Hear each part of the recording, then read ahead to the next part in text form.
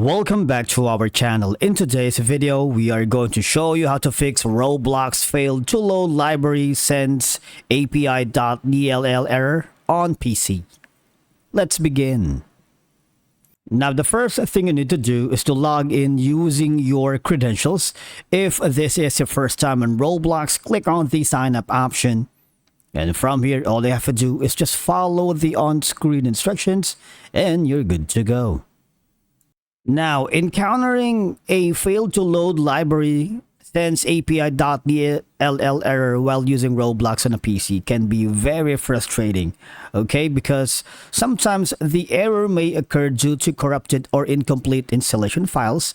So the first step is try uninstalling Roblox completely from your PC and then reinstalling it from the official Roblox website, because this process can replace any missing or damaged files that could be causing the error. Okay, now if it doesn't work, the next step that you are going to do is you need to update the graphics drivers, because outdated or incompatible graphic drivers can sometimes lead to DLL errors in games like Roblox. So make sure your graphics card drivers are up to date.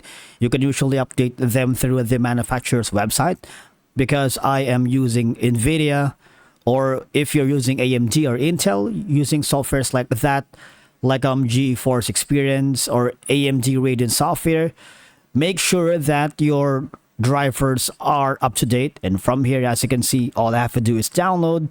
If you don't have that option, always check for updates. Okay, now the next step is go to this website called dllfiles.com and search for your missing DLL files. And obviously what we're experiencing is the Sense API, and hit enter. And obviously you would be able to see that there's results for that. Click on it, and from here all I have to do is download this file and just follow the on-screen instructions. All right, it's a very straightforward process, and I'm really sure that you would be able to solve that on your own. Now the next step is make sure your antivirus or firewall software may be blocking certain Roblox files, including DLLs like Sensapi.dll.